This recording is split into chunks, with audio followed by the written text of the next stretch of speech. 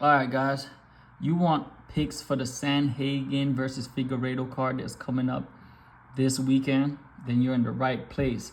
I predict these things. Now, last week we went 11 out of 13 and 11 out of 14. I'm sorry. And I feel good about the losses. I feel like they fought hard for my money. You know what I'm saying? And I like fighters that fight hard for my money. That's why I couldn't put it on Michel Pereira. And who do we have? Dalby lost. I said Dalby had endless cardio and he's going to be hard to knock out. And all of that goes through the door when your nose is broken, guys. That's a game changer. When your nose is broken, that's a game changer. Not making any excuses. But it was a very entertaining fight. Romero, I thought that was an early stoppage. Giga Chikadze. A lot of people could argue he won that fight due to the inactivity of Onama, right? So, really good card. I also threw a little dollar parlay in where I kind of like edged all my bets. And I went 14 for 14. I'll post a picture in here for you guys. All right, so let's start with the prelims. You know how I do it. I go prelims today, and then later in the week I'll go main card, and then I'll give you my best bets on like around Thursday, Friday, maybe Saturday morning-ish, right? All right, so now, okay, so we have Miller Petrovic. I'm going Petrovic. She's the better fighter. That's it. Sometimes you just got to go with a better fighter.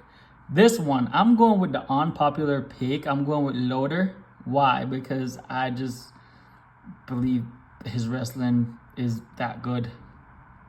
You know what I'm saying? I believe his wrestling is that good. His wrestling credentials are impressive, and I'm going with it.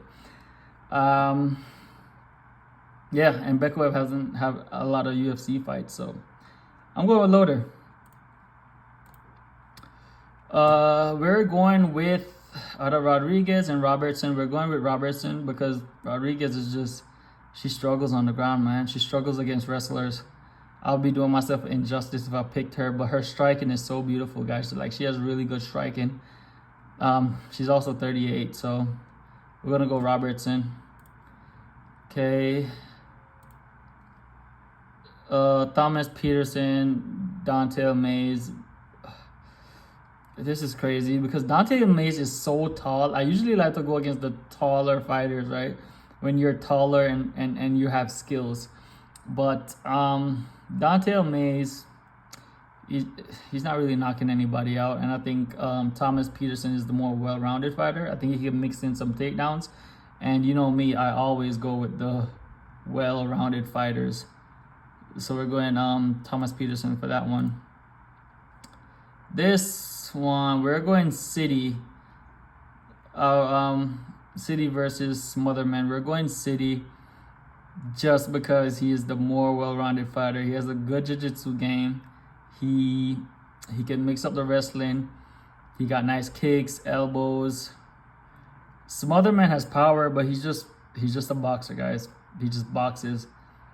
I think City could take him to deep waters. So we're going City. And then, I really hate this fight. Miesha Tate, Yana Santos. I really hate this fight because I have a bias as far as always fade fighters when they're like, when they haven't fought in a year or 2 years and they come back. Especially because she's 38. But Yana Santos is so bad.